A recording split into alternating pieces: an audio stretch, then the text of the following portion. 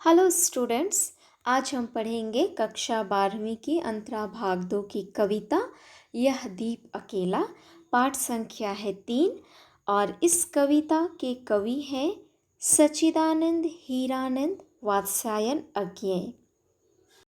इस कविता में कवि ने दीपक को मनुष्य का प्रतीक बताते हुए मनुष्य की जो व्यक्तिगत सत्ता है उसको सामाजिक सत्ता के साथ जोड़ने का संदेश दिया है। तो चलिए कविता की इन पंक्तियों का अर्थ समझते हैं। यह दीप अकेला स्नेह भरा है, गर्भ भरा मदमाता, पर इसको भी पंक्ति को दे दो। यहाँ दीप का अर्थ है दीपक और यह दीपक व्यक्ति का प्रतीक है। पंक्ति समाज का प्रतीक है। स्नेह का अर्थ होता है प्यार, लेकिन यहाँ पर स्नेह का अर्थ है तेल। मदमाता का अर्थ है मस्ती से भरा हुआ। जिस प्रकार एक अकेला दीपक तेल से भरा हुआ सीधी लौ के साथ जलता है और अपने प्रकाश से अंधेरे को दूर करता है, उसे अपनी शक्ति पर गर्व है और इसलिए वह मदमाता है। ठीक उसी प्रकार मनुष्य एक दीपक की तरह अकेला रहता है और उसे पता होता है कि उसमें शक्तियां हैं और वह उन गुणों पर गर्व करता है और इठलाता है, लेकिन उसे अपने गुणों का वह कितना उपयोग कर पाएगा नहीं पता होता, क्योंकि वह अकेला है।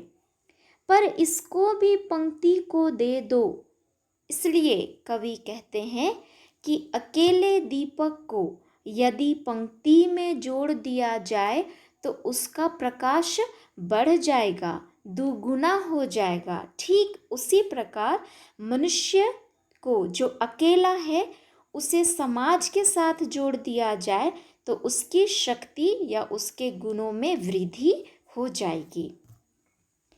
यह जन है गाता गीत जिन्हें फिर और कौन गाएगा, पन डूबा ये मोती सच्चे फिर कौन कृति लाएगा। जन का अर्थ होता है मनुष्य, व्यक्ति। यहाँ पर मनुष्य उस गुण वाले व्यक्ति को ही कहा गया है। पनडुब्बा का अर्थ है गोताखोर, कृति का अर्थ है भाग्यवान। कवि उस गुणी व्यक्ति की ओर इशारा करते हुए कहते हैं कि यह वह व्यक्ति है जो देश कल्याण के गीत गाता है, और अगर इसे समाज में शामिल नहीं करेंगे तो ऐसे मधुर गीत यानी देश कल्याण के गीत कौन गाएगा। अर्थात ऐसे गुणी व्यक्ति को समाज में शामिल किया जाना जरूरी है। आगे वे कहते हैं उसी गुणी व्यक्ति को संबोधित करते हुए, यह वह गोताखोर है जो भावनाएं रूपी सागर में डूबकर रचनाएं रूपी मोती खोजकर लाता है। अगर उसे समाज में शामिल नहीं करेंगे तो ऐसे मोती कौन लाएगा, यानी ऐसी सुंदर रचनाओं का निर्माण कौन करेगा। यह समीधा ऐसी आग हठीला बिरला सुलगाएगा, यह अद्वितीय, यह मेरा, यह मैं स्वयं विसर्जित, यह दीप अकेला स्नेह भरा है, गर्भ भरा मदमाता, पर इसको भी पंक्ति को दे दो। समीधा का अर्थ होता है हवन, हवन की लकड़ी जिससे अग्नि प्रज्वलित होती है और जो वातावरण को सुगंधित करती है। तो उस गुणी व्यक्ति की ओर, उस गुणी व्यक्ति को वे कहते हैं कि यह हवन की लकड़ी के समान है, जो जब जलती है तो बहुतों को लाभ देती है। ऐसी प्रज्वलित अग्नि कोई हठीला बिरला ही सुलगा सकता है। बिरला का अर्थ होता है बहुतों में से एक। यह अद्वितीय, यह मेरा, यह मैं स्वयं विसर्जित। अद्वितीय का अर्थ होता है उसके जैसा कोई नहीं। तो उसी गुणी व्यक्ति को वे अद्वितीय कहते हैं और कहते हैं कि इसने अपने अहम को त्यागा है और इसलिए इसका समाज में जुड़ना जरूरी है। यह दीप अकेला है, तेल से भरा हुआ है, इठलाता है। इसे समाज में शामिल करना जरूरी है जिससे राष्ट्र की भलाई हो सके।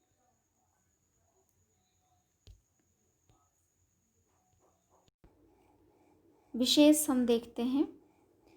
संस्कृत शब्दों की तत्सम शब्दावली से युक्त भाषा है। प्रतीकों के माध्यम से बात कही गई है। जैसे दीप व्यक्ति का प्रतीक है और पंक्ति समष्टि यानी समाज का प्रतीक है। समाज को व्यक्ति की शक्ति की आवश्यकता है और व्यक्ति की शक्ति भी समाज से जुड़े बिना बेकार है। गीत गाता कौन कृति में अनुप्रास अलंकार है। व्यक्ति में चाहे जितने भी गुण हो, समाज से जुड़े बिना उसका काम असंभव है। रूपक अलंकार है पनडुब्बा और समिधा में। यह मधु है स्वयं काल की मौना का युग संचय। काल का अर्थ होता है समय, मौना का अर्थ होता है टोकरा। कवि व्यक्ति की तुलना मधु से करते हुए कहते हैं, मधु यह धीरे धीरे बनता है और इसे बनने में समय लगता है और टोकरी में यह धीरे धीरे इकट्ठा होता है। यानी मनुष्य का मिठास युक्त जीवन युगों का अनुभव संचित किए हुए है। यह गोरस जीवन कामधेनु का अमृत पूत पेय। गोरस गाय का दूध या गाय के दूध से बनी हुई चीजें। कामधेनु स्वर्ग की गाय। पूत का अर्थ होता है पुत्र। पेय का अर्थ होता है दूध। गोरस जो जीवन रूपी कामधेनु से प्राप्त होता है, जिसका सेवन देवपुत्र करते हैं। व्यक्ति भी कामधेनु के अमृत तुल्य दूध से भरा है। इस प्रकार कवि मनुष्य की तुलना मधु और गोरस से करते हुए कह रहे हैं कि मनुष्य मधु एवं गोरस के रूप में मधुरता और प्रेम से भरा हुआ है। यह अंकुर फोड़ धरा को रवि को तकता निर्भय। अंकुर जो पृथ्वी की कठोर धरती को तोड़कर बाहर निकलता है और सूरज की ओर निडरता से देखता है, ताकता है। यह मनुष्य भी अंकुर की तरह है जो विशाल सूरज को निडरता से ताकता है, यानी कि मनुष्य वीर है।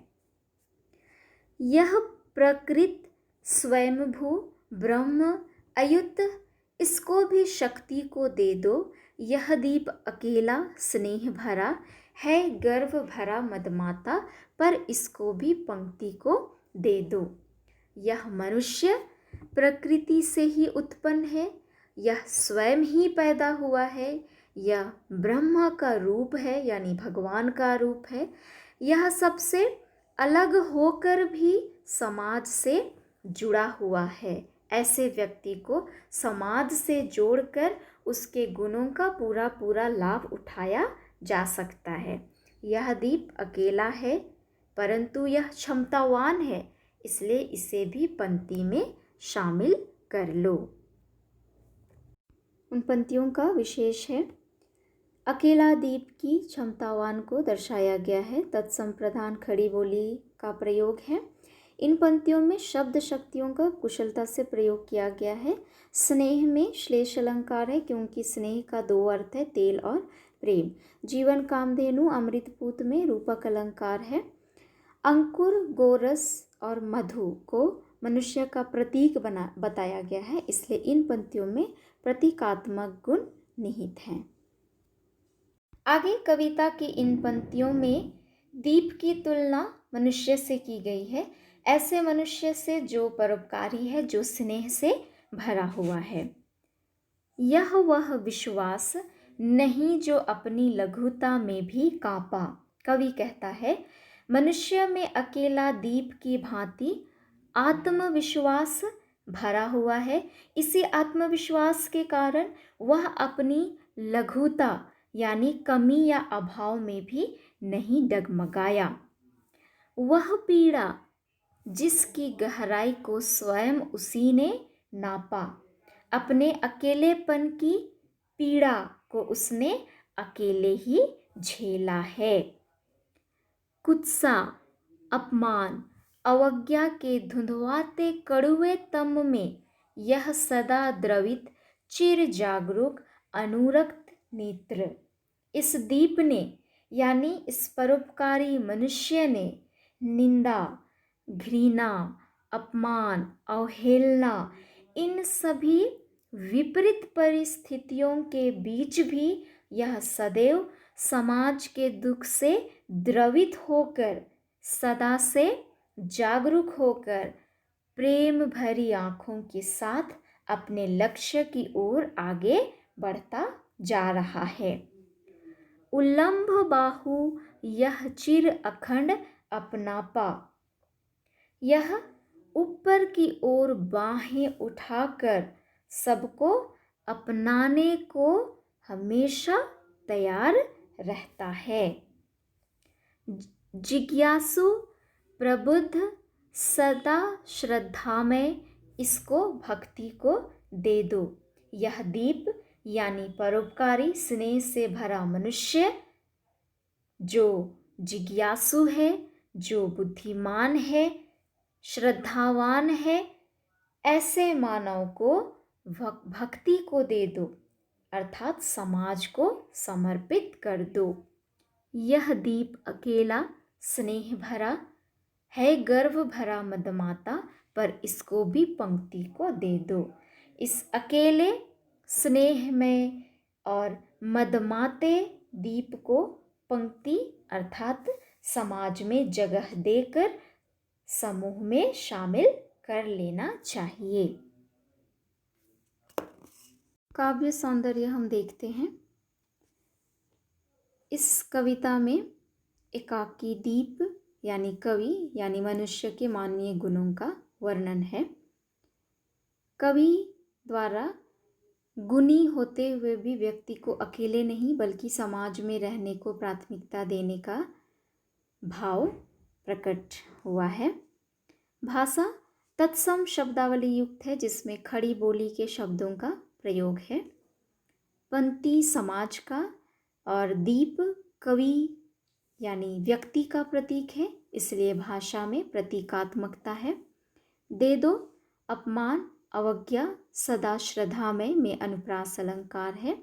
स्नेह में श्लेष अलंकार है और काव्यांश में मानवीकरण अलंकार है। कविता में अन्योक्ति अलंकार का प्रयोग भी हुआ है। काव्यांश रचना छंद मुक्त तुकांत शैली में है।